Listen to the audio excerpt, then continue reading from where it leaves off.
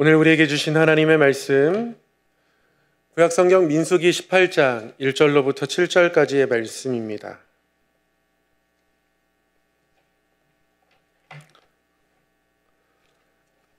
민수기 18장 1절로부터 7절까지의 말씀, 구약 225쪽에 있습니다. 한 절씩 교독하도록 하겠습니다. 여호와께서 아론에게 이르시되 너와 내 아들들과 내 조상의 가문은 성소에 대한 죄를 함께 담당할 것이요 너와 내 아들들은 너희의 제사장 직분에 대한 죄를 함께 담당할 것이니라.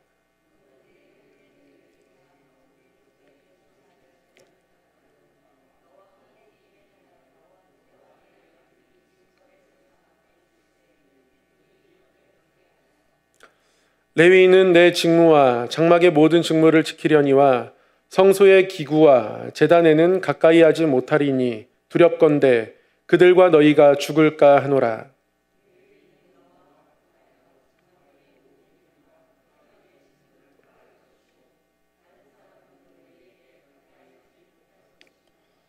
이와 같이 너희는 성소의 직무와 제단의 직무를 다하라. 그리하면 여호와의 진노가 다시는 이스라엘 자손에게 미치지 아니하리라.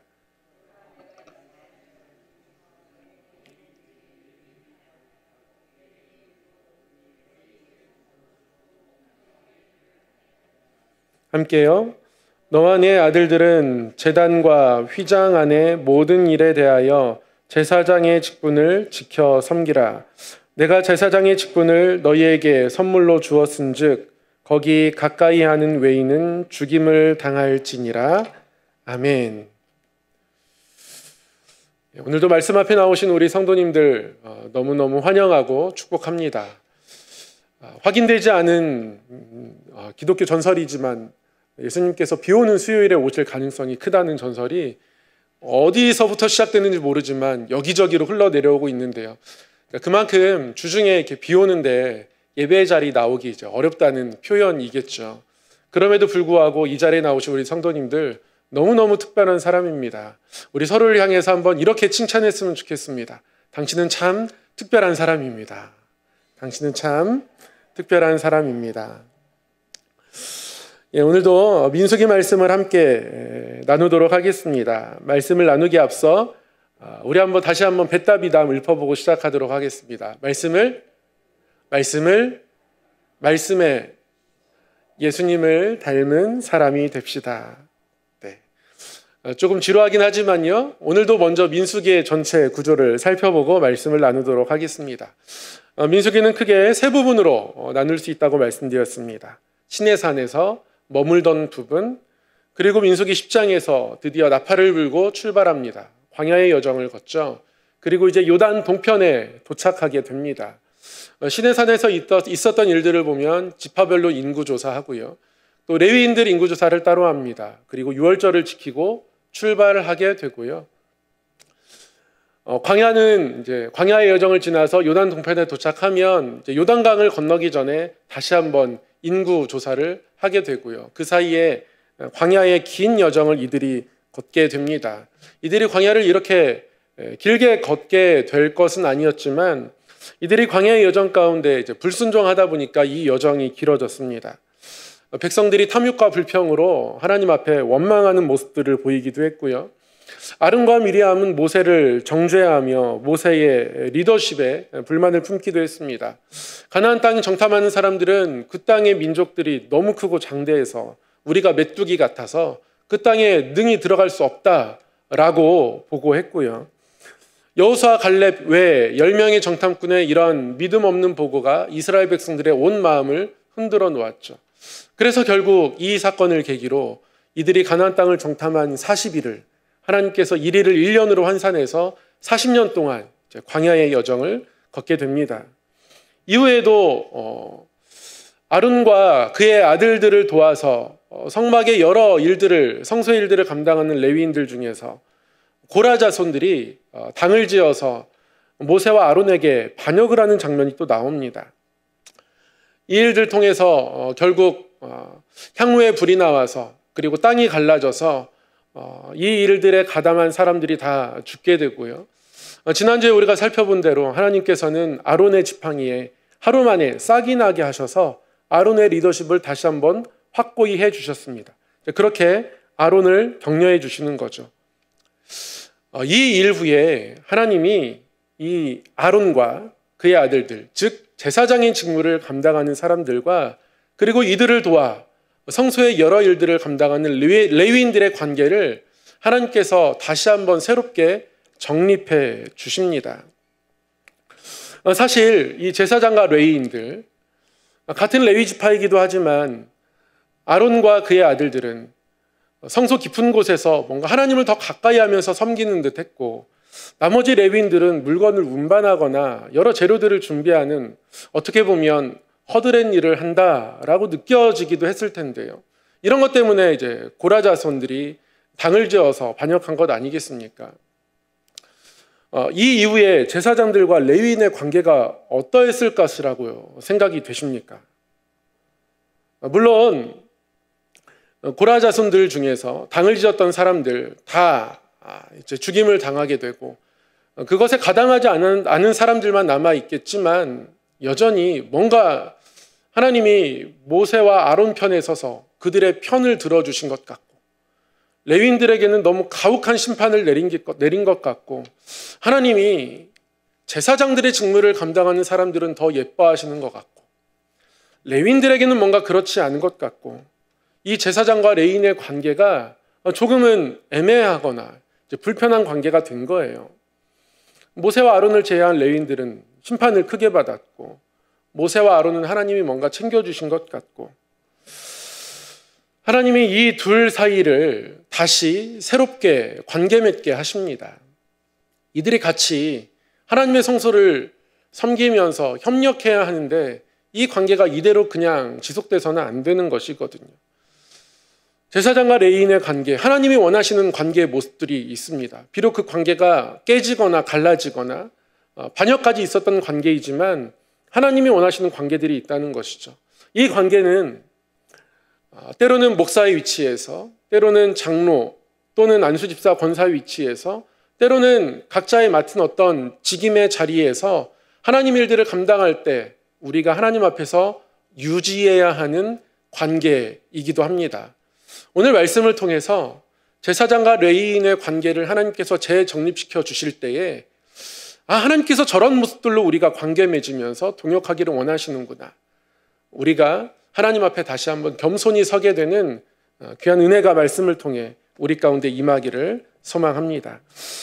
하나님 민수기 18장 1절을 통해서 이렇게 말씀하십니다.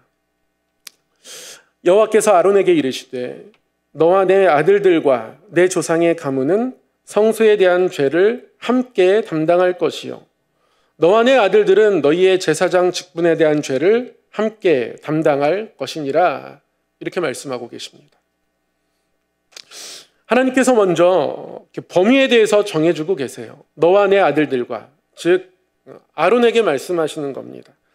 너와 내 아들들, 제사장을 하나님 앞에서 귀한 직분으로 여기며 감당하는 너와 내 아들들, 더불어서 내 조상의 가문, 레위인들입니다. 성소에 대한 죄를 함께 담당할 것이다 말씀하고 계십니다. 하나님께서 이것을 함께 담당하라고 말씀하시는 겁니다. 성소에 대한 질서가 깨지지 않도록, 그러나 또한 깨졌을 때 앞으로 이것을 함께 담당하는 것이다. 누구의 죄라고 서로 정죄하는 것이 아니라 우리의 부족함이라고 함께 담당하는 것이다. 하나님 그렇게 말씀하고 계십니다. 여기서 우리가 주목할 것이 한 가지 있는데요. 하나님이 교회를 매우 아끼신다는 겁니다. 매우 소중하게 생각하신다는 겁니다. 성경에서 보면 하나님은 아론에게 어떠한 말씀을 주실 때 늘 모세를 통해서 주세요. 네 형 아론에게 이렇게 말해라, 아론에게 가서 이렇게 명하라. 하나님 늘 모세를 통해서 말씀하시거든요. 근데 성경에서 하나님이 아론에게 직접 말씀하시는 순간이 딱 두 번 있습니다. 첫 번째는 레위기 10장에 나옵니다. 아론의 아들들 나답과 아비후가 하나님께서 명하시지 않는 다른 불을 가지고 성소에 들어가 섬겼을 때 그 불이 그들을 삼키게 됩니다. 그렇게 나답과 아비후가 죽게 됩니다. 그때 하나님께서 아론에게 직접 말씀하십니다. 성소에 대해서 섬길 때 내가 명한 대로 내가 너에게 명한 율법을 계명을 반드시 지켜서 섬겨야 할 것을 그때 아론에게 직접 말씀하세요. 하나님이 하나님께 이스라엘 백성들이 예배하며 나아도록 제사하며 나아도록 마련해 두신 그 성소의 거룩함이 지켜지는 것에 대해서 매우 중요하게 생각함을 알 수 있습니다. 그리고 다시 한번 제사장들과 레위인들이 성소에 대한 죄를 함께 담당하라고 이 말씀하실 때에 하나님이 아론에게 오늘 직접 말씀하고 계십니다. 여호와께서 아론에게 이르시되, 아주 특별한 경우인 거예요. 하나님이 아론에게 직접 말씀하시는 겁니다. 앞으로 성소에서 일들을 섬기는 어떤 경우에 하나님이 명하신 대로 이것들이 되지 않는 경우에, 그래서 성소에 죄가 발생할 그 경우에 이 모든 책임을 함께 지겠다는 거죠. 함께 조심해야 한다는 겁니다. 우리 모두의 일들로 이것을 받아들여야 하는 겁니다. 대부분의 경우 사실은 어떠한 일들이 생기면 핑계하게 됩니다. 핑계를 대기 쉽게 되고 누구의 탓이 아닐까라고 탓할 대상을 찾는 것이 매우 일반적입니다. 교회에서뿐만 아니라 일반적인 자리에서도 그렇죠. 살아가다 보면 사람은 자꾸 탓을 하고 싶어지는 것 같아요. 하나님은 그렇게 하지 말라는 겁니다. 특별히 이 성소에서, 교회 공동체 안에서 탓을 하기보다 함께 우리가 기도하지 못했고 우리가 연약하지 못했고 그래서 때로는 어려움을 겪는다라고 그렇게 함께 담당해야 한다. 이 함께를 강조하십니다. 제사장 직분에 대해서도 마찬가지입니다. 너와 내 아들들이 제사장 직분에 대한 죄를 함께 담당할 것이다. 아론과 아들들이 함께 담당할 것이다. 누구를 정죄하지 말고 함께 담당할 것을 하나님께서 말씀하고 계세요.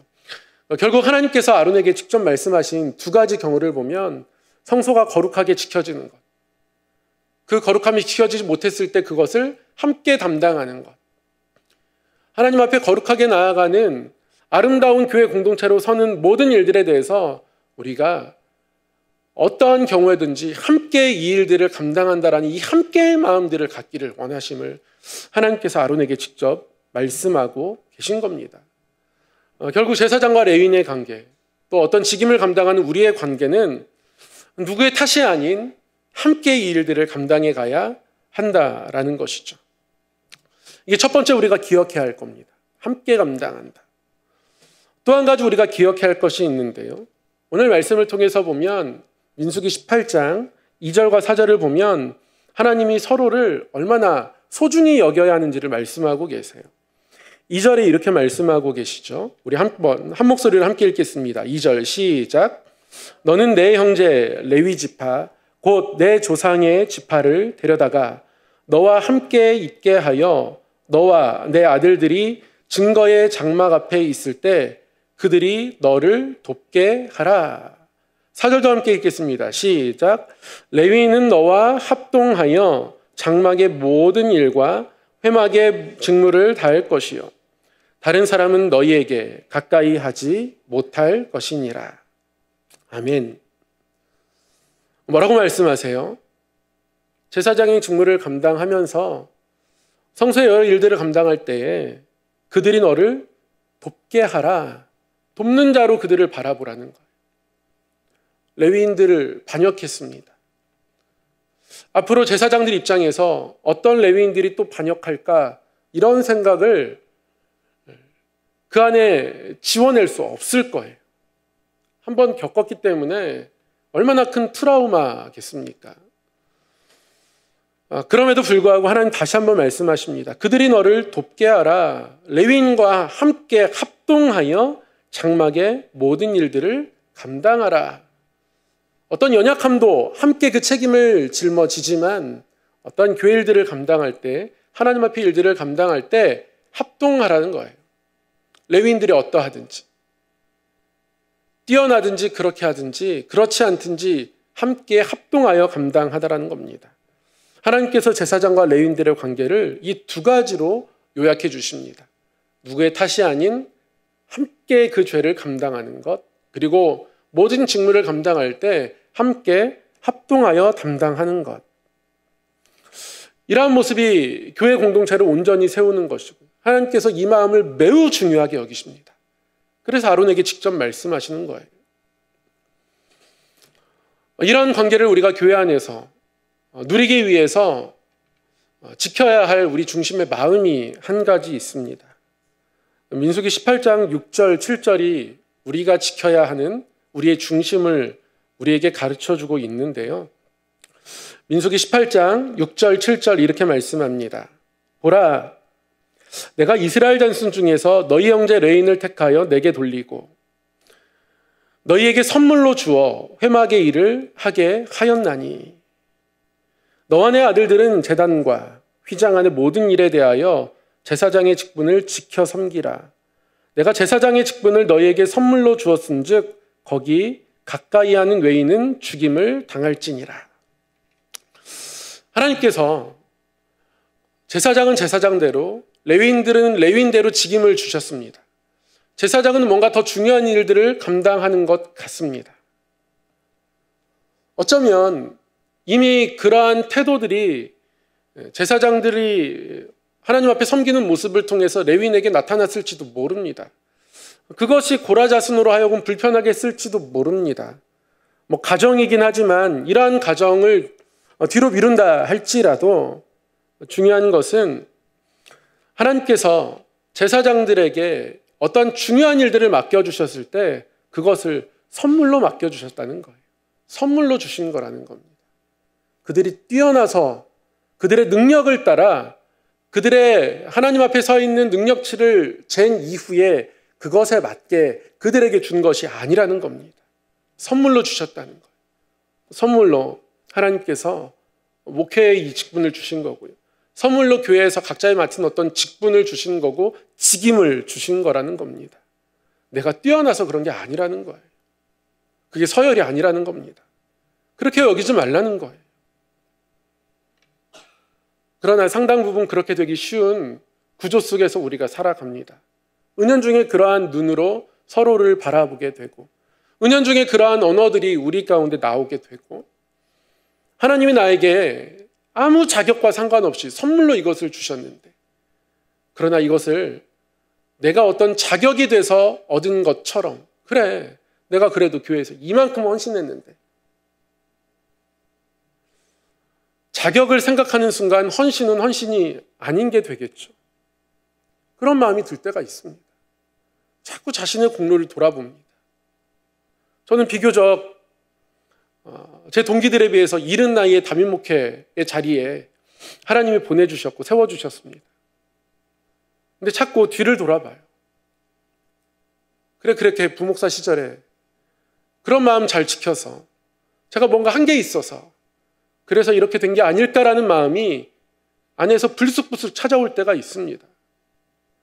그거 아니라는 거예요. 그게 결국 제사장과 레위인의 틈을 만들어낼 거라는 겁니다. 그거 조심하라는 거예요. 선물로 받은 것이다. 내가 받은 직분과 직임이 선물인 동시에 이 일들을 감당하는 가운데에 하나님께서 붙여주신 사람 또한 하나님은 선물로 바라보기를 원하십니다. 레위인들을 택해서 나를 위한 존재들로 내가 세웠고 내가 세운 그들을 너에게 선물로 준 것이다. 하나님이 지금 아론에게 직접 그렇게 말씀하고 계신 거예요. 레위인들이 부족해 보일 줄 알지라도 설사 시기심과 질투심이 보인다 할지라도 내가 나를 위하여 내게 돌린 사람들이다. 내가 택하여 세운 사람들이다. 택하여 세운 이유는 너희에게 동역하도록 함께 일들을 감당하도록 너희를 위한 선물로 내게 붙여주신 사람이다. 그렇게 서로를 선물로 바라보게 하시는 것이죠. 하나님이 우리에게 주신 직분이나 직임을 향해서 또 그 일들 가운데 동역하는 한 사람 한 사람을 향해서 하나님 주신 선물로 바라보라는 겁니다. 목회자가 성도를 바라볼 때, 성도가 목회자를 바라볼 때 선물로 보여야 합니다. 귀한 선물로 바라보고. 그럴 때 서로 존중하게 되겠죠. 그 마음이 있을 때에, 그 태도가 있을 때에 하나님이 기뻐하시는 공동체가 되는 것. 하나님이 아름답게 바라보시는 교회가 되는 겁니다. 직분을 향해서, 서로를 향해서. 우리는 서로가 서로에게 선물입니다. 나에게 주신 직분도 선물이고요. 서로가 서로에게 선물입니다. 제가 예전에 선교단체 사역할 때요, 제 선배 형이 이제 그런 얘기 한 적이 있습니다. 하나님 보실 때 믿음이 커봤자 얼마나 크며 작아봤자 얼마나 작겠냐. 다 거기서 거길 텐데 내가 조금 뛰어나다고 으스댈 필요 없고 조금 부족하다고 자책할 필요 없다. 겸손히 하나님 앞에 최선을 다하는 마음만 가지고 있으면 된다. 이런 조언을 해주신 적이 있는데요. 물론 믿음이 다 거기서 거기야 라고 그것을 이렇게 갑자기 단어가 생각 안 해요. 일률적으로 그렇게 바라보고 그러면 우리가 믿음이 더 성장하는 것에 관심을 두지 않을 수도 있죠. 그럼에도 불구하고 믿음을 가지고 내가 서열을 매기는 것은 하나님이 절대 원하시지 않습니다. 사도 바울이요, 어떤 믿음의 크기를 바라볼 때 다른 사람의 믿음의 크기를 바라본 적은 없습니다. 믿음이 작다, 부족하다 여길 때 저 사람 믿음이 클까 작을까 타인을 바라본 적이 없어요. 늘 자기 자신을 바라보는 거예요. 내가 아직도 참 부족한데, 미약한데, 내가 모든 사도들보다 부족한데 자기 자신을 바라보는 겁니다. 그러니까 믿음의 크기는 나 자신을 향해서만 바라보면서 나를 하나님 앞에 세워놓고 하나님이 나에게 어떤 것을 원하실까 하나님의 뜻을 구하며 나를 돌아보는 것이지, 다른 사람을 절대 평가하거나 다른 사람에게 어떤 기준을 들이대면서 믿음이 자랐나 안 자랐나, 크나 작나 이러고 말할 수 없는 겁니다. 오직 우리가 바라볼 것은 서로가 서로에게 하나님 주신 선물로 바라보게 되는 마음, 그것 하나이죠. 그게 성도가 성도 사이에 품어야 할 마음입니다. 우리가 서로를 향해서 선물처럼, 하나님 주신 귀한 선물처럼 그렇게 바라보고 또 그렇게 여겨지게 되는 선물 같은 귀한 관계 되기를 소망합니다. 우리 서로에게 한번 이렇게 인사 한번 해보겠습니다. 당신은 너무 귀한 선물입니다. 당신은 너무 귀한 선물입니다. 귀하게 바라보셔야 돼요. 부족하든 그렇지 않든, 나의 스타일과 맞든 다르든, 나의 속도와 맞든 다르든, 너무 느리든 빠르든, 너무 신중하든 성급하든 상관없습니다. 하나님이 붙여주신 사람이기에, 하나님이 주셨기에 그거 하나만으로 소중히 여길 이유는 이미 충분합니다. 로마서 15장 말씀처럼 오히려 강한 자가 연약한 자의 약점을 담당할 뿐입니다. 소중히 여기면 그게 가능하죠. 그게 가능합니다. 특별히 이 선물이란 말을 원어로 보면 히브리어 마타나라고 기록되어 있는데요. 이 마타나라는 말은 선물이란 뜻도 있고요. 이게 신약에서 헬라어로 번역되면 카리스마, 은사라는 말로 번역됩니다. 또 이게 정반대의 말이 있습니다. 뇌물이란 뜻도 있습니다. 선물이 하나님 뜻에 합한 마음으로 하나님 목적에 합하여 사용되면 그때 그걸 우리는 은사라고 부릅니다. 그러나 이 선물이 뇌물처럼 될 수 있어요. 뇌물은 어떤 겁니까? 대가를 바라는 거예요.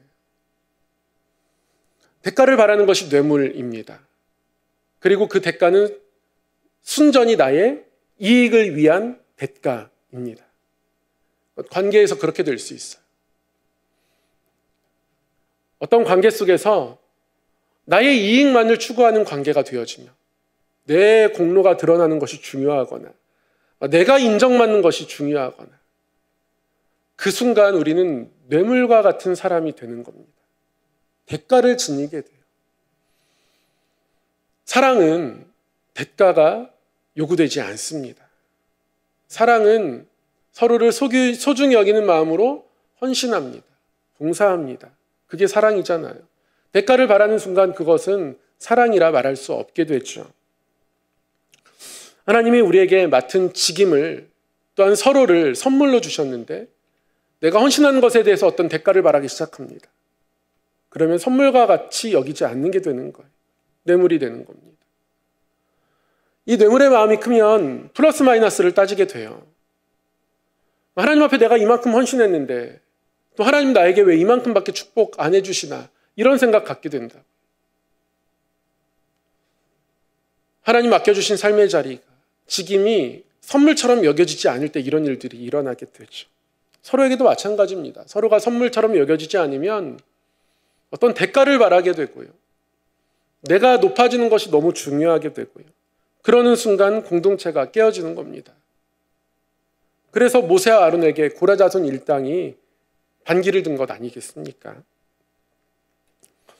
하나님께서 우리에게 직분과 직임을 선물로 주셨고요. 동역하는 서로를 선물로 주셨습니다. 그래서 우리는 서로에게 선물과 같은 사람이 되어야 합니다. 서로를 선물같이 여기며 우리의 맡은 삶의 자리에서, 직임의 자리에서 하나님의 영광을 나타내는 은사가 우리 가운데 나타나야 합니다. 그러나 잘못하면 우리는 뇌물 같은 사람이 될 수 있습니다. 늘 대가를 바라는 것, 플러스 마이너스를 계산하는 것, 하나님 앞에 사랑을 드리기보다 뭔가 내가 얻는 것이 무엇인가가 너무 중요한 사람이 될 수 있단 말이에요. 그렇지 않아야 한다라고 말씀하고 계십니다.